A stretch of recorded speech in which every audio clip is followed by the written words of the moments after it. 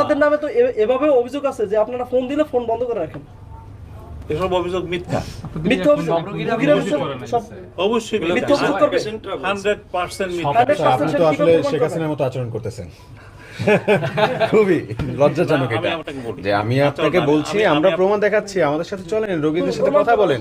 আপনি রোগীদের সাথে না যে আপনি কোন রোগী? এখানে আছে ইউনিটি, আপনাদের ভর্তি আছে তো, হ্যাঁ, আপনাদের ইউনিটি ভর্তি আছে এখন, তাদের সাথে আপনি কথা বলেন, তাহলেই তো ক্লিয়ার হয়ে যাবে। ক্লিয়ার হয়ে যায়। কত নম্বর বেডে?